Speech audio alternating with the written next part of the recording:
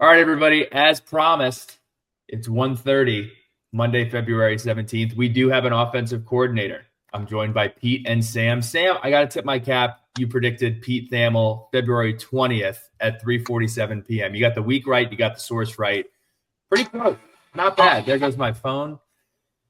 I'll tell you, I didn't get the offense coordinator right. You did not get the offense coordinator right. I don't think any of us did. Well, I don't think any of us did. So Virginia Tech hires Philip Montgomery, 53-year-old from Dallas, Texas. Texas to VT, living, breathing, and alive. He was a quarterback and free safety at Tarleton State, and I'm just taking this from Pete Thamel. He went 43-53 over 8 years at Tulsa, including a 10-3 season in 2016 and 4 bowl appearances. He was Robert Griffin III's quarterback coach at Baylor and was a Broyles Award finalist in 2013 after Baylor won the Big 12 title. He's coached a long line of productive quarterbacks over the years, including Robert Griffin, Case Keenum, and Bryce Petty. I'm actually defrosting meat between 2 pans, and that's the second time that it happened. I found this on TikTok. It apparently I just saw that same TikTok. You put it between the pans. Yeah. It does work. It does work. But guys, let's talk a little bit about our reactions. Before we do that, here are 2 quotes that came out with the release from Tech. This is from Coach Montgomery. The tradition of Hokie football combined with the passion of its fan base make this an exciting opportunity. I look forward to implementing an aggressive, balanced offensive attack that puts our players in a position to thrive. Love all of that. Coach Pry also said Philip Montgomery is one of the most respected offensive minds in college football. His ability to develop quarterbacks and build explosive offenses will be instrumental in our continued growth as a program. Philip's experience as both a head coach and coordinator will help us maximize our talent and put our players in the best position to succeed. Reactions. We'll go to you first, Georgetown basketball assistant coach Sam Jesse. There's a crazy story behind this polo. This is actually I'm sure there is. Polo. So shout out to Mac the legend, 3-time NBA dunk champ. I don't really know what to think from in terms of a 2025 perspective. I mean, this guy has a quarterback coach for a Heisman Trophy winner at Baylor, for goodness sake. Won 10 games at Tulsa, which is maybe the toughest job in the country outside of the MAC, and has multiple record-setting quarterbacks under his tutelage. I think his top 3 bullet points are probably better than anything Neil Brown had, probably better than anything Ricky Ronnie had, probably better than anything Scott Loeffler has. Like any name, Christian Taylor, better than any of his. So from that aspect, I really like it. The issue is a lot of this big-time success happened a decade plus ago. That's very true, Sam. And that would be my biggest concern. Billy's not much on foreplay here. We got right into it, got right into the news. Make sure to like and subscribe the video. We're doing a 2 Deep and Sums of Saturday crossover yet again to kind of go over this. We did this when Tyler Bowen got hired by Ohio State, and we're doing it again here. I thought it was interesting just the way it came out, Bill, before I react to the hire, because we thought it was Christian Taylor. That's what people were saying it was going to be. Feldman's a very reputable source. And then Thamel one-upped him today with the news. And people were getting a little excited about Taylor, but this is a much different hire, both in experience and everything else. And I think Sam's concern is 100% correct. He has done some amazing things in his career, which we're going to tear into, but it was a long time ago with some of this stuff. And I would push back slightly on the Tulsa thing, Sam, and you might know better than me, but I thought Tulsa was fairly well resourced in their conference. They're okay. I mean, they don't have a winning tradition. I think part of it is his 10-win season that he had, which I believe was his 3rd year coaching at Tulsa, was really good. And then he had a couple of bowl games, including the one against Virginia Tech, where the Golden Hurricane put up 52 on the Hokies. Yeah. Tech won that game, but yeah, I would say his record doesn't look great on the surface. I wouldn't say that's a reflection of the coach as much as it is the program of Tulsa. But I think his career, Billy, breaks down into 3 different situations. You have the Houston and Baylor, a lot of success as an OC. Then you have him going to Tulsa, and then you have his most recent Auburn experience and quick hiring and firing. And so I guess let's ask you, what was your reaction to this when it came out? Yeah. And you could say 4 because the guy's been around football forever. He was coaching in high school for a long period of time. So, I mean, it was such a weird like whirlwind of news that wasn't news. Like we put up most of the videos that we saw. Like there were plenty of podcasts that were like, all right, Neil Brown to Virginia Tech, it's a done deal. And we all kind of did that thing where we're like, okay, Neil Brown, I'll talk myself into it. And then we did this thing with Zach Taylor or Christian Taylor, where we're like, okay, little out of the box. I think some people were very concerned with his lack of experience. I think that was kind of but everybody had accepted this was our offensive coordinator. I thought it was a done deal. I got back from Boston, Kelsey Ballerini concert. I was like, okay, I've been out of the loop. Like, is this official yet? And they're like, it's all official except for the announcement from Hokies FB. This morning, Pete Thamel tweets at 7:33 that we're targeting him, and then it is official by 8:46 in the morning. So literally an hour after Pete Thamel puts it out, it's official. And I keep coming back to this, and this ties into the Hokie haiku that we got from Virginia Technically, who actually has been engaging a lot. I want to shout him out. But he said, a new day has dawned. Coach Montgomery is in the house. Please revive our team. And for those of you who are excited about the hire, we'll get to you in a second. For those of you that aren't, I just want to reiterate what we've said. Like, here's what we wanted. We wanted an experienced play caller. He has offensive coordinator experience dating back to 2007 at Houston, Baylor, Auburn, and the Birmingham Stallions. And look, like that checks the boxes. If you look at this resume and this was the coach that Coach Pry originally brought in year one, you're probably like, okay. And I think we're kind of at this point where you just look for apathy in whatever we do. So I actually feel really good in that aspect. The second side of it is, can we bring somebody in who can assist with on the field clock things, head coaching things, like somebody just to bounce ideas off of. He's a head coach for 8 years at Tulsa. Sam, you already alluded to it. Coach Beamer's last game that he coached in, he was the head coach of that Tulsa team that scored. There were 1 million points scored in that football game. It was if you like defense, don't go ahead and watch that football game. But if those are the two boxes that we're checking, I feel pretty good about it. Like if you were creating a Build-A-Bear of the offensive coordinator that you wanted to hire, this is what you were looking for. And then lastly, I know I've spoken very highly of Coach Fuente and his offenses when he was here. But the reality is Virginia Tech has never had a truly explosive offense on a national scale. Like we've had good spurts of offenses where it's like, hey, one of the better offenses in the ACC. This guy was literally at the helm of some of the best offenses that college football has ever seen. Virginia Tech has never had a 450 yards per game season. He's had 6 where he's gone over 500 yards. So again, the success is a little bit in the rearview mirror, but it's a little bit of a retread, but the success is there. Like he's done this before with multiple quarterbacks. When we go over the list of quarterbacks that he's worked with, it's extremely impressive.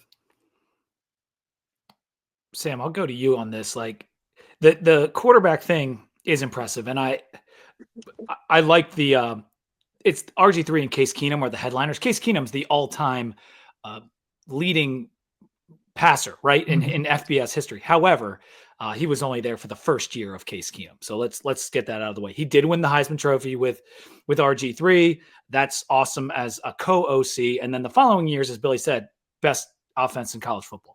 Don't forget some of the other names too. I mean, Bryce Petty, he was the Big 12 player of the year. Nick Florence was amazing. I mean, Kevin Kolb. I mean, there were some names on there. Former Eagle, Kevin Kolb. But yeah, like my thing with that is, and it's the same thing that I keep coming back to, is that's a big separation, and college football has changed a lot. Correct, Sam? Yeah, it has. And I think also when you look at, he had the great success with Keenum at Houston, with RG3 at Baylor. He was doing so with a air raid system, not exactly the Mike Leach air raid, but a very pass heavy, quick tempo, quick pass air raid system. That was really good for that time of college football because that's when everyone was trying to emulate the Oregon spread option game. So all of the best teams were like, okay, we have to do this RPO spread option running quarterback. And all of a sudden you have a pocket passer who's just nickel and diming you down the field. And then college football caught up to that, and then it evolves, right? So, there aren't a ton of air raid systems in the ACC right now. So I think Tech would be one of the few ones. I also think clearly we can recruit wide receiver very well. So that is a positive. But we're not going to run the air raid. It's going to be pretty close, dude. Yeah, I think it's going to be pretty close.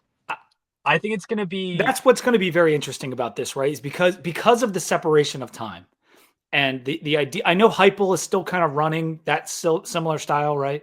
Yeah, I mean, I don't think we're going to throw the ball 40 times a game, but it's not going to be 18. It's not going to be 20.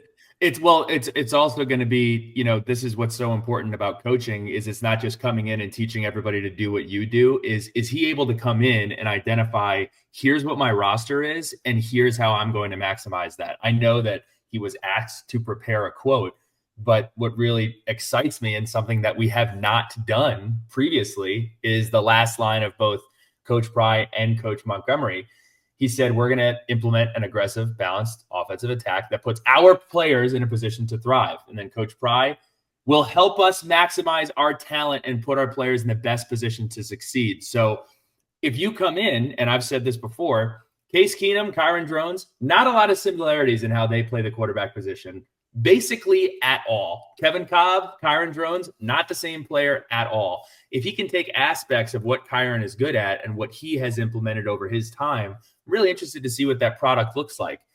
One other thing, and I have this kind of down as like the zag segment, like reasons that you could have been concerned for this.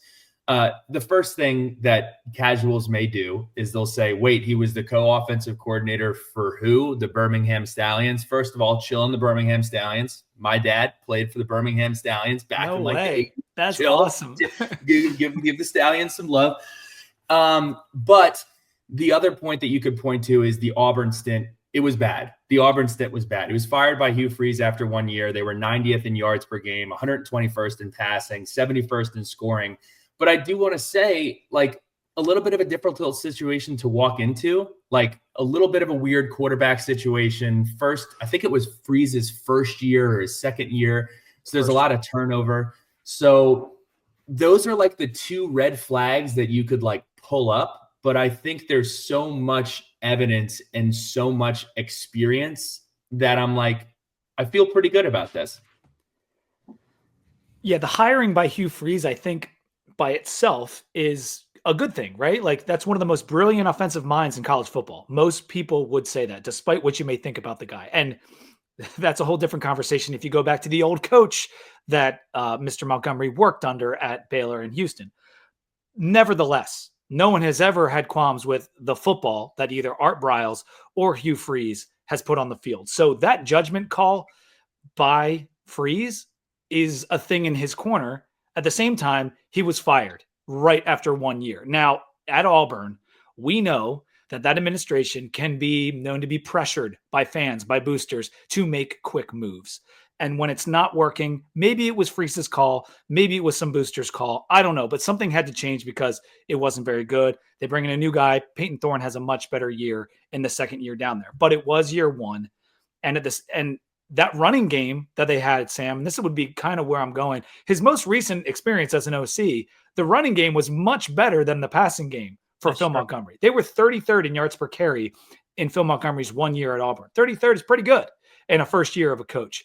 And I know Auburn has dudes up front and all that kind of stuff, but it wasn't all bad at Auburn. Some of the stuff I also read was that the verbiage that Montgomery was using was something that Freeze wasn't so familiar with, and it didn't allow him to have the maximum input that he wanted to have. And so maybe that was another reason they just decided to go their separate ways. So it didn't work, and the offense wasn't good. But I'll tell you one thing, our first year offense under Bowen was so much worse than the first year under Montgomery at Auburn. Let's say that. Yeah. Yeah, I agree on those points. I think he'll have to use the running back a little bit more, and not only because of the identity of Virginia Tech football, but also because if you look at who our quarterback is, it's not as much about like, oh, he can't throw, so we should run. It is more of he can really run, so we should probably run the ball. And again, it's like you said, Billy Ray, playing to your strengths. Something I kind of wanted to bring up, and this is zero inside sources or anything. I'm just kind of speculating on where Virginia Tech is as a program. If you look at a lot of the names that were associated with these job openings for both the DC and the OC, guys like Guerreri from Ohio State, Christian Taylor from William & Mary for the OC job, Neil Brown for West Virginia. Those guys are in points in their career where either they're like Guerreri and Taylor, where they're up and coming, rocket to the moon type coaches, or you're like Neil Brown, who is a Power 5 head coach, Power 4, whatever we're at now. I don't even know. Like, he's at that level. It didn't work out at West Virginia. He's going to get a job somewhere else very, very soon. And not that you would go in and say this in an interview, but I do think it is realistic to get the vibe from somebody of, hey, I would love this job, but if it works out, I'm probably taking a head coaching job somewhere else. And if you're Brent Pry, and then specifically if you're Whit Babcock as well, do you want to do this dance all again next year or the year after where you're hiring 2 potential coordinators? You probably don't want to do that. You want somebody who, at least on one side of the ball, is going to give you some continuity when things, again, we're being positive, when things work out, is going to give you some continuity. Seifkis is kind of the rocket to the moon guy on the defensive side. I think doing that on both sides is a little bit of risk for the future. If things do work out, you kind of have to do it all over again. And with the revenue sharing in college football, universities are putting a lot of money that they hadn't had to put before from coaching salaries and facilities into the player salaries. And so I don't think you want to be in a situation where you're having to up the pay for your coaches year over year over year. That's kind of my thought about why something like Neil Brown might not have worked out. But that's just my thought process on where Tech is in the hiring cycle and why you might see a very experienced coach be hired. It's so interesting because I was comparing what went on here. This is an unanswerable question, first of all, so this is not going to be incredibly prophetic. But what we had here was almost like the inverse of what the Lakers went through, where JJ Redick is interviewing, and then this Dan Hurley thing comes out of nowhere. I'm curious as to if there was any pressure of viewing this as, if I hire Christian Taylor and I hire Seifkis, we're basically redoing what we did in the beginning of 2022 and bringing in 2 guys who have never been in this role before. And again, this is not me trying to say we should only hire experienced people, because I love taking a chance on people and I love giving people the opportunity to succeed. But the position we're in now, I don't think you're in a position to take that risk. I just don't. Like, if you're bringing in those 2, that's going to be the chatter all off season. You have no idea what really either one is going to be in this role, at least with Philip Montgomery. You can pull up both resumes if you'd like to. But with Philip Montgomery, you have tangible items that you can point to where he is stepping into a role that he has done before. And he also has head coaching experience at the collegiate level. So I'm curious as to if any of that pressure was part of the conversation, or is this just kind of how it all rolled out? I'm still shocked that the Christian Taylor thing, like, that was done. Like, it sounded like he wanted done. the job, right? That's the sentiment, that Taylor wanted the job, and maybe there was a hang up in contract negotiations, or maybe Pride got a call from Montgomery and that's where he went. What do you think, Sam? I mean, we'll never know, right? And there's a lot of positioning that happens in these coaching searches, right? Now all of a sudden Christian Taylor was a name that was a Power 4 offensive coordinator candidate highly, and now he has that to kind of add to his resume in the next interview. Who knows? I do think there is a level of risk of, I mean, this would have been the 3rd consecutive time Virginia Tech hired both coordinators that were extremely young and for the most part unproven. That is kind of like the definition of insanity from an administrative perspective. I don't think you want to do that again.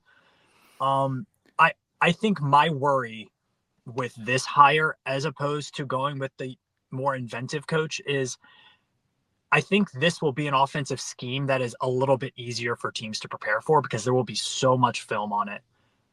It's so much known about how it's run that Tech might not have that piece of advantage like they do on the defensive side potentially, or like they would have potentially had with Christian Taylor, who ran a very inventive and weird and wacky offense at William & Mary. So, I mean, you got to pick your poison. Both come with risk, both come with rewards.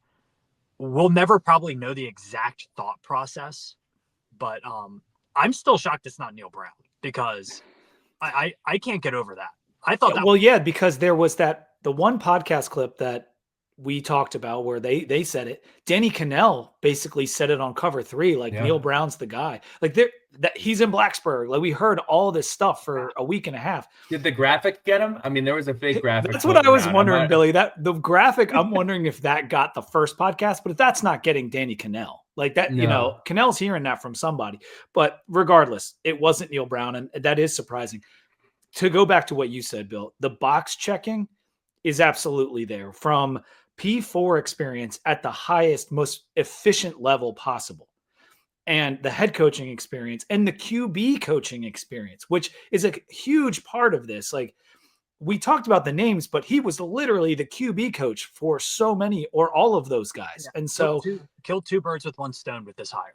I think and if they call him a walk around, that's fine. But he has the QB experience to fall back on. And one thing I also found interesting from his Tulsa days, because I was worried, okay, we're hiring this guy. He was only an OC for 1 year since 2014. He's been a head coach.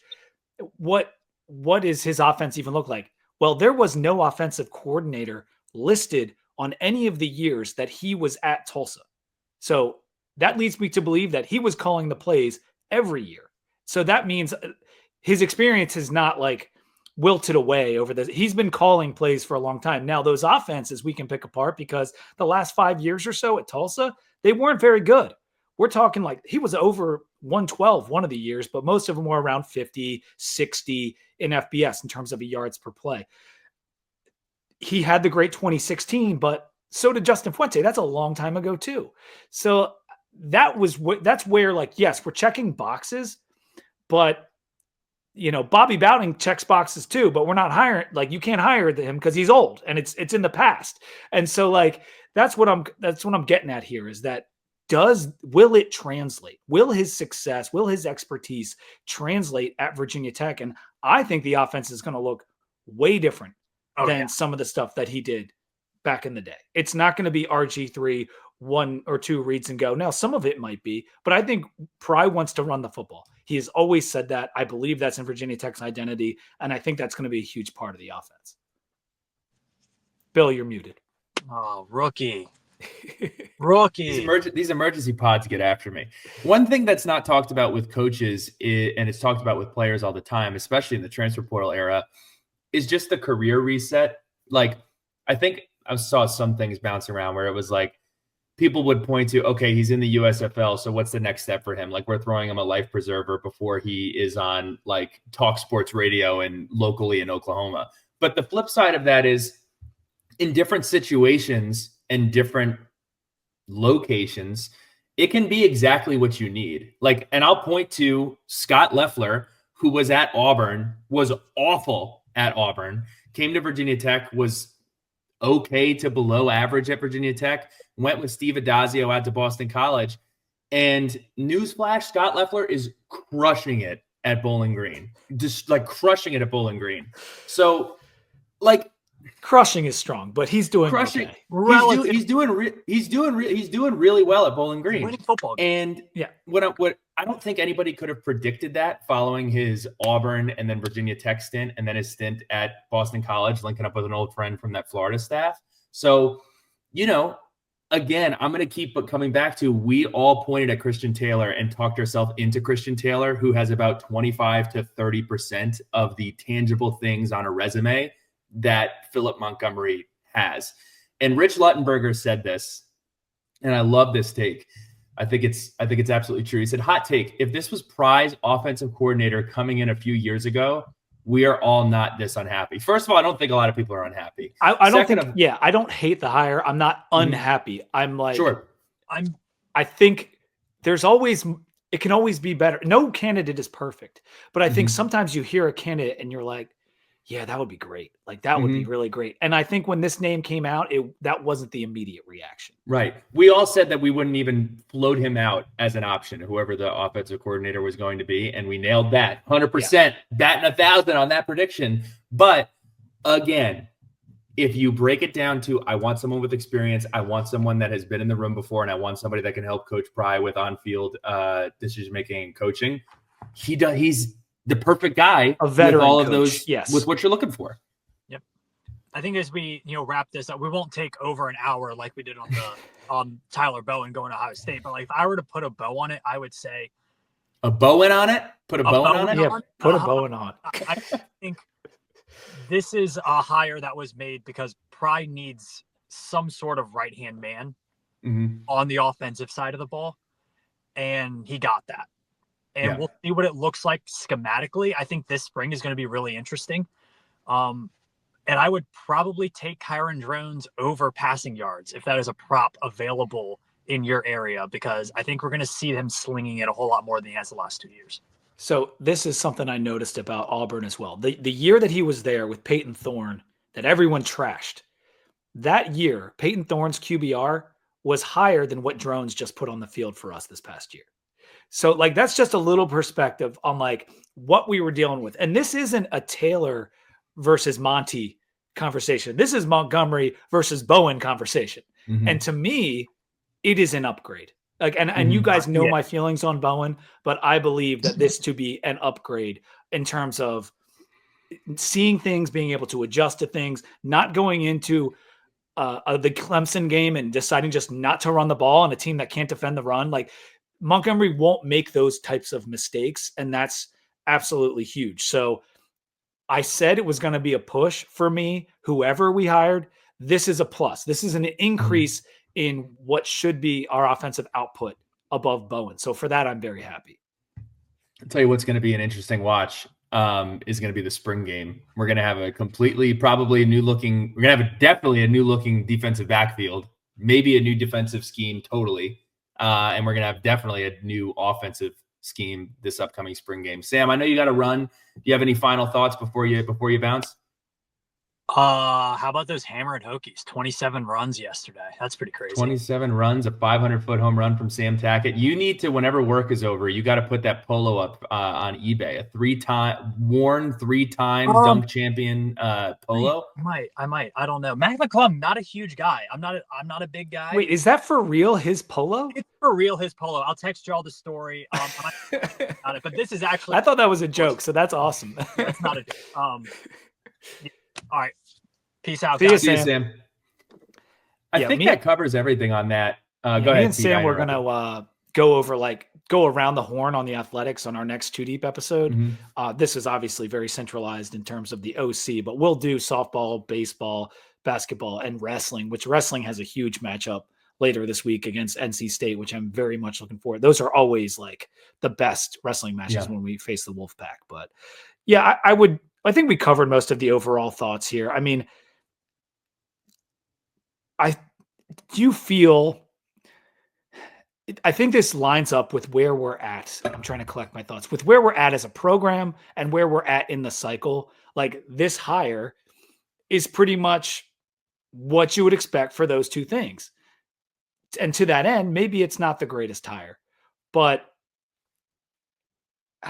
it could be a lot worse, man. It could really be a lot worse. I feel good about it. Like, when I woke up this morning, I was like, oh man, like, he's in the USFL right now. But the more you look at the resume, and I truly believe this if you read the responses for everybody. And again, I just want to reiterate, none of that means literally anything. Like, how you, me, everybody feels about the hire, it doesn't matter. I just hope he scores points. Like, that's ultimately what matters. And I said that going into it. If it was Zach Taylor, or keep calling him Zach Taylor because the Bengals coach, if it was Christian Taylor, I'd have the same sentiment. But I can't spend an hour 11 days ago saying I wanted to have somebody who was an adult with a good resume in the building. We go ahead and we get that and then be upset.